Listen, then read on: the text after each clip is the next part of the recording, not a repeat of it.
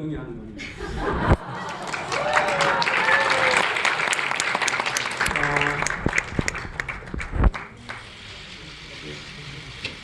어떻게 뒤로 가는지.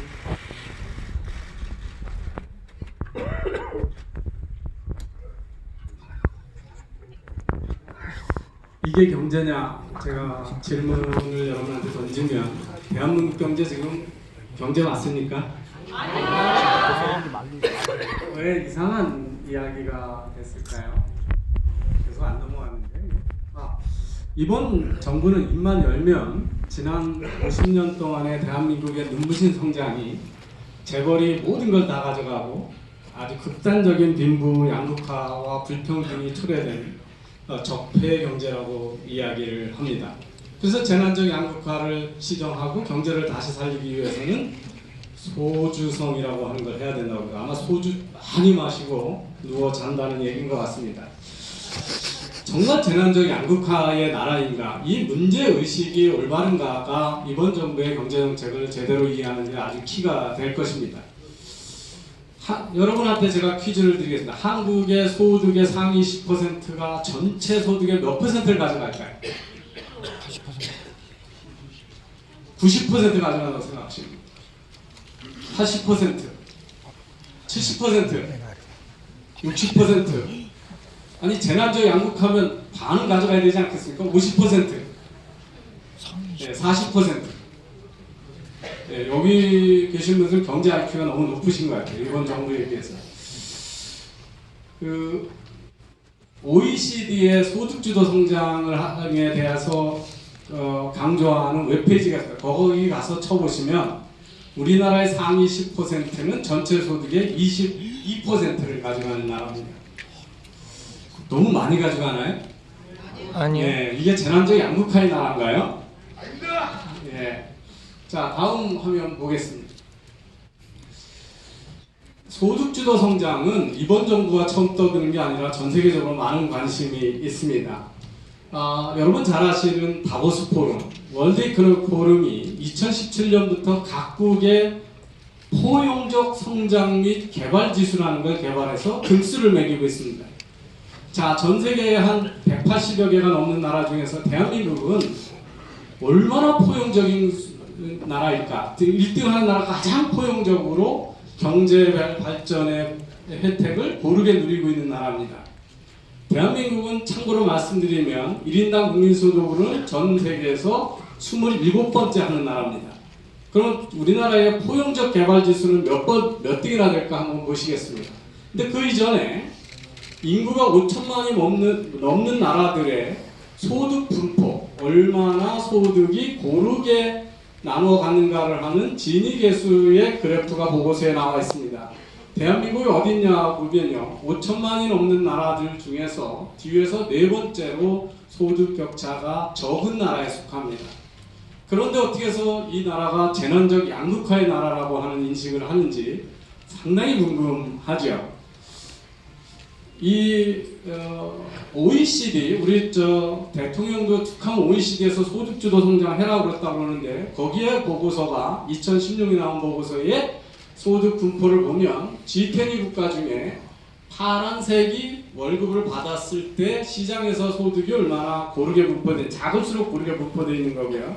빨간색이 정부가 관여해서 소득을 넘겨주고 집에 실제 가처분 소득이 얼마나 분포되어 있는 걸 보면 G20 국가에서도 대한민국이 가장 소득 분배가 고르게 나누어가는 사회라는 걸 알 수가 있습니다.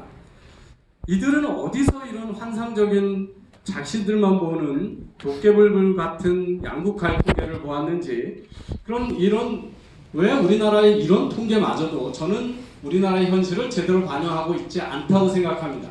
한 예로 여러분 지금 매달 의료보험비를 얼마나 내고 계신지 모르겠지만 직장 의료보험을 가입한 직장인들은 최소 내시는 분은 월 17,000원을 내시고 최고 소득이 많이 내시는 분은 2019년 1월 1일부터는 350만 원을 내게 됩니다.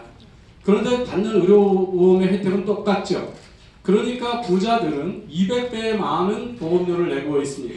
여러분 국민연금도 가난한 분들, 소득이 적은 분들은 불이백에 4,800까지 타서 쓰실 수가 있지만 돈을 많이 불입하는 부자들은 1.8배로 사실은 은행에다 넣는 것이 국민연금에 넣는 것보다 훨씬 낫습니다.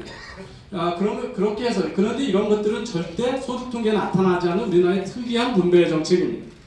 자, 아까 말씀드린 월드 이코노믹 포럼의 우리나라의 포용적 개발 지수는 2017년 전 세계에서 14위입니다.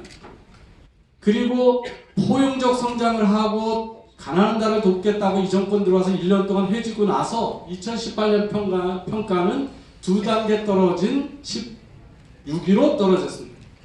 그렇지만 그래도 14위면 얼마나 우리 사회가 폭넓게 포용적인 결과를 누리고 있는 사회인가를 보실 수가 있습니다.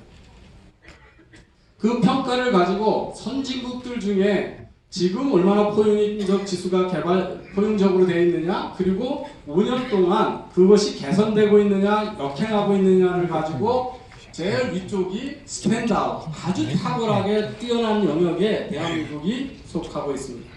1등은 아니지만 OECD 국가 중에서도 스탠드아웃하게 포용적인 나라라고 국제 경제학자들을 평가하고 있고 2018년 데이터도 크게 다르지 않습니다. 넘어가시죠. 예. 자, 유엔은 어떻게 평가하고 있을까요? 경제적인 혜택, 건강에 관한 혜택, 교육에 관한 혜택이 얼마나 국민사회에 고르게 되고 있는가를 평가한 결과 우리나라는 금년에 14위로 이번 정부가 툭하면 본받고 싶어하는 북부 유럽 국가들보다 우리가 포용적 지수가 높습니다. 자, 제가 지금 보여드린 데이터는 이 정부의 경제 현실 인식은 팩트에 근거하지 않았다. 툭하면 여기서 가짜 뉴스 한다고 그러는데 우리 경제 고도 성장 중에서 양극화가 극도로 확대됐고 재난적 양극화가 진행돼 있고 불평등 확대됐다고 하는 것이야말로 대한민국에 퍼져 있는 가장 큰 가짜 뉴스고 그 가짜 뉴스가 대통령의 입을 통해서 계속 전파되고 있는 나라라고 하는 것입니다. 자, 그러면 다른 나라들은 포용적 성장을 해서 뭘 하라고 그랬느냐? OECD의 포용적 성장 보고서는 경제 성장의 결과가 공정하게, 동일하게가 아니라 공정하게 배분하면서 더 중요한 것은 모든 사람들에게 경제에 참여할 수 있는 기회를 주는 거라고 그랬습니다. 그 월드뱅크가 포용적 성장에 대한 논문을 쓰면서 뭐라고 그랬느냐면 포용적 성장은 상대적 빈곤을 보면 안 된다. 가난한 지대에 절대 빈곤을 퇴치하는 일이 되어야 되고 이것은 지속 성장 가능한 경제에서 특히 그 소득 재분배가 아니라 고용의 확대에 중점을 둬야 된다는 것을 경고한 게 2008년입니다. 이런 보고서를 보면 이번 정부는 포용적 성장이라는 미사 요구만 채용했지 국제기구의 포용적 성장의 보고서를 제대로 읽은 사람이 없습니다. 저는 당연하게 그렇게 생각을 하고 있고요. 당연히 문재인 대통령은 영어를 몰라서도 못 읽었을 겁니다.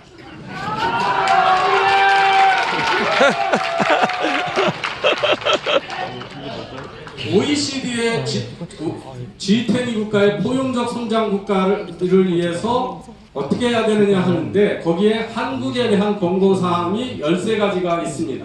넘겨보시겠습니다. 그 권고사항의 첫 번째가 정규직의 일자리 보호를 낮춰서 고용의 기회를 확대하라고 하는 겁니다. 그런데 뭐라 그랬습니까? 취임해서 첫 일성이 비정규직 제로화한다고 했죠. 예. 파트타임 일자리 많이 만들어서 여성이 육아와 함께도 계속 경력 단절 없이 일하라고 그랬습니다. 정규직화하라고 그러면 되는 거예요, 안 되는 거예요? 안 되는 거죠.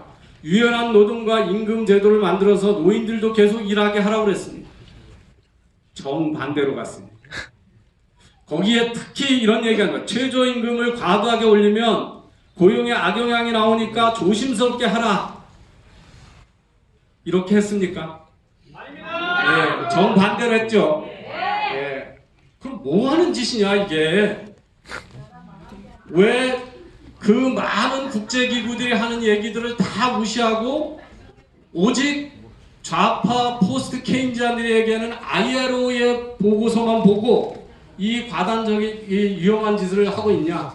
첫 번째는 정신 상태가 제 정도 신체 상태가 아닙니다. 자영업을 하시는 분들이 광화문 광장에 모였습니다. 이건 밀란입니다. 밀란이 일어났는데 소득주도 성장론을 계속해야 된다고 그러고 좋은 성과도 많은데 사람들이 체감을 못하니까 홍보를 더 잘해야 된다고 하는 게 문재인 대통령의 최근 발언입니다. 자, 소득 격차는 확대됐고 가난한 사람들이 포용적이 된 게 아니라 경제에서 밀려나고 있습니다. 이게 팩트입니다. 팩트를 보는 게 아니라 자신의 정치적 이념에 매몰되어 있습니다. 이거는 믿고 싶은 이야기를 믿는 겁니다. 불편한 지지를 보는 게 아니고요. 이런 거를 가지고 정신분열증이라고 합니다.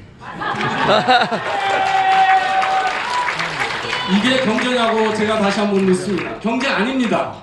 경제는 경제적 결과를 봐야 됩니다. 아까 제가 인용한 월드뱅크에서 포용 성장을 하기 위해서는 상대적 격차를 분노로 치환해가지고 자꾸 거기에 집착하면 안 된다고 되어 있는데 이분들이 주로 하는 것이 바로 가진 자들의 갑질, 재벌의 횡포 이걸 분노해서 이거를 마치 포용 성장인 것처럼 치환하는 일들을 하고 있습니다.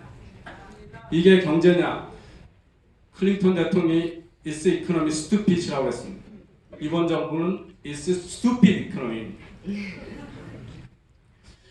이 시작하실 때 어떻게 돼 있나요? 아마 캐치프레이즈를 봤는지 모르겠는데 자유는 공짜가 아니다. Freedom is not free라고 하는 걸 잘 표현해 주셨는데 마그나 카르타라고 하는 영국의 명예헌장이 채택된 게 1215년입니다. 그 마그나 카르타가 개인이 있는 개인의 인신을 함부로 구속하지 말고 재산권을 법에 의하지 않고는 통제하지 말라고 하는 인류의 커다란 전환이 됐던 것입니다. 그게 바로 헌법의 모태입니다. 모든 나라의 법치국의 모법입니다. 800년이 지난 지금 정권이 자의적으로 재산권을 빼앗고 경제적 자유를 침해하고 인신을 구속하고 있고 사법부는 거기에 권력의 주구가 되어 있습니다. 경제는 자유를 먹고 자라고 자유가 있을 때 창의성이 이루어집니다.